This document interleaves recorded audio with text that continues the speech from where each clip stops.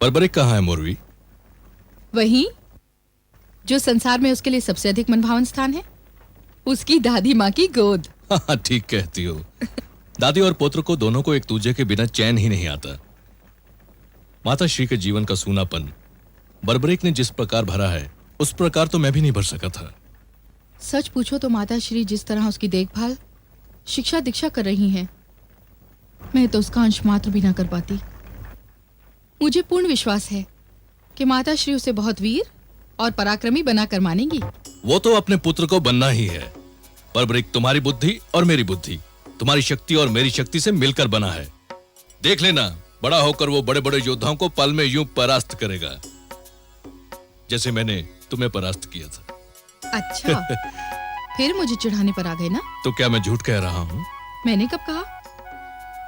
अच्छा तो मोरवी, ये बताओ, तुम्हें अपने परास्त होने का दुख तो हुआ होगा?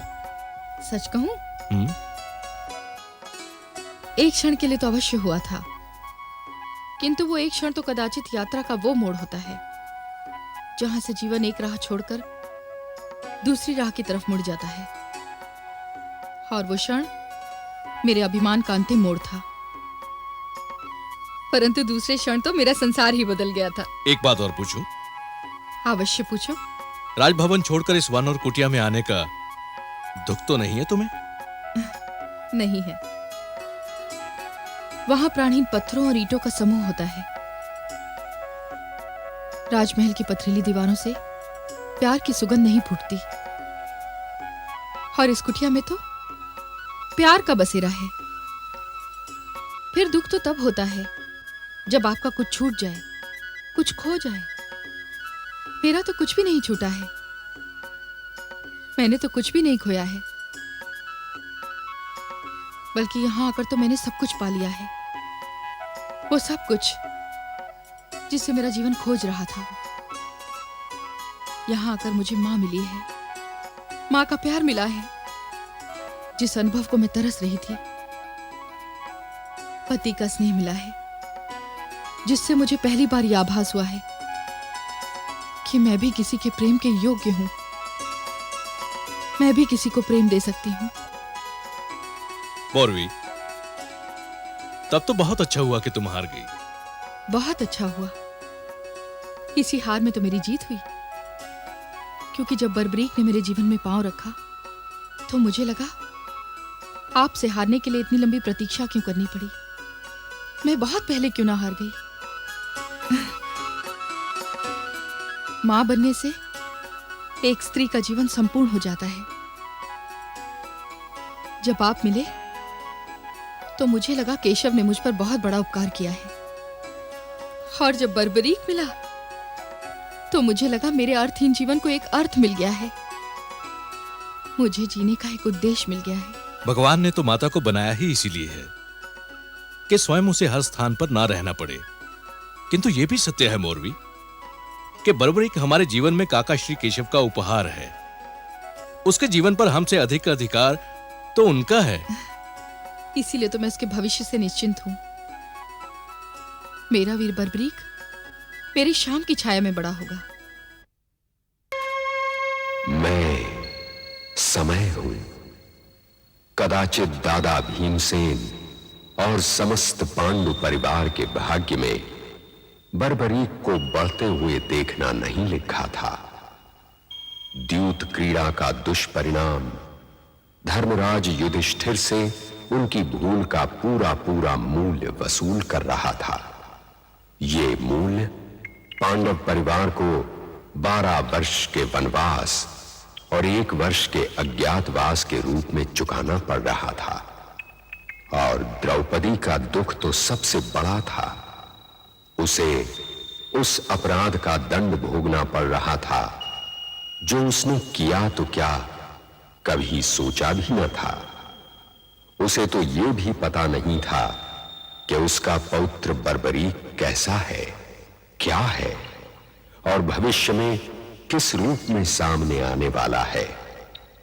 और बर्बरीक, वो तो अपनी मायाविनी दादी हिडिंबा और माता मौरवी के प्रेम की छांव में चंद्रकला के समान बढ़ रहा था। हिडिंबा ने अपने पौत्र बर्बरीक को एक पराक्रमी योद्धा बनाने की धुन में रात दिन एक कर दिए थे और उसका ये परिश्रम रंग भी लाया। बर्बरीक उसकी देखरेख में एक ऐसे वीर और पराक्रमी नवयुवक में परिवर्तित हो गया जिसको देखते ही विश्वास हो जाता था कि वीरता और पराक्रम ने मानव रूप धारण कर लिया है।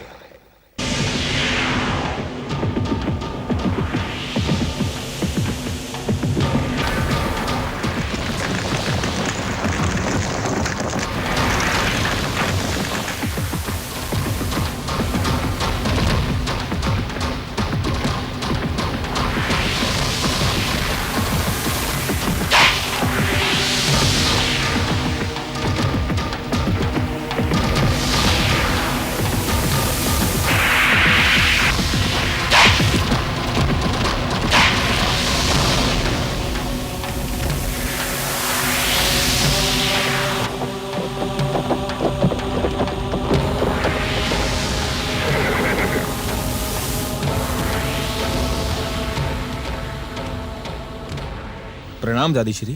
धन्य हो पौत्र, तुम मेरी सिखाई विद्या की कसौटी पर पूरे उतरे। आयुष्मान भव।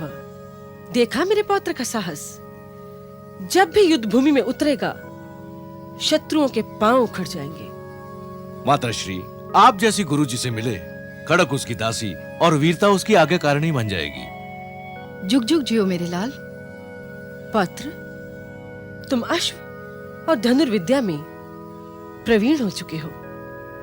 दादी श्री, मैं तो इसके भी आगे जाना चाहता हूं। इसके आगे पौत्र, क्या करना चाहते हो तुम?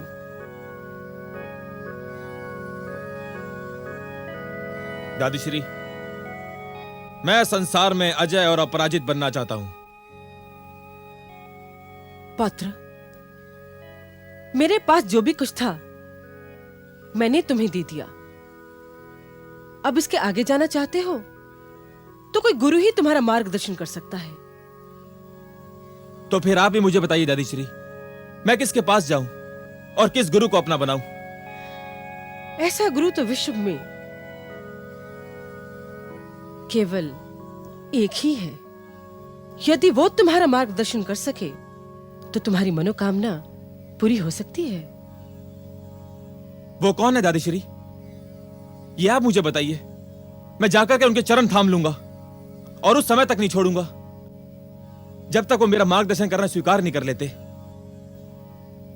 केशव, जिन्हें सब श्री कृष्ण कहते हैं, वो तुम्हारे दादाश्री भी हैं। पूज्य पितामह केशव, दादी श्री, हमें ले चलिए उनके पास। तुम तो जानते हो पौत्र, वो जहां है हम वहां नहीं जा सकते। आप तो ले जा सकते हैं उनके पास, तो फिर हमें ले चलिए ना। पुत्र, हर धर्मी नहीं करते। माता श्री, मैं क्यों ना करूं हर धर्मी? क्या मैं उनका पौत्र नहीं? क्या उन पर मेरा कोई अधिकार नहीं? मैं अवश्य जाऊंगा उनके पास। अच्छा अच्छा पुत्र, ले चलेंगे। समय तो आने दो। मेरे लिए समय आ चुका है पिताश्री। मैं अब और प्रतीक्षा नहीं कर सकता। यदि आप लोग मुझे नहीं लेके गए तो मैं स्वयं ही चला जाऊंगा उनके पास।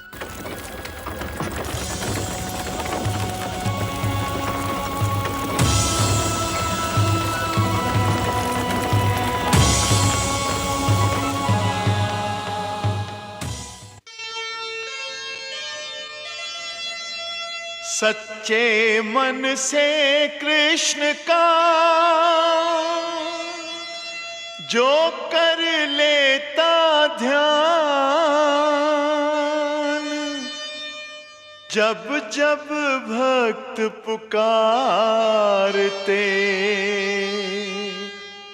आ जाते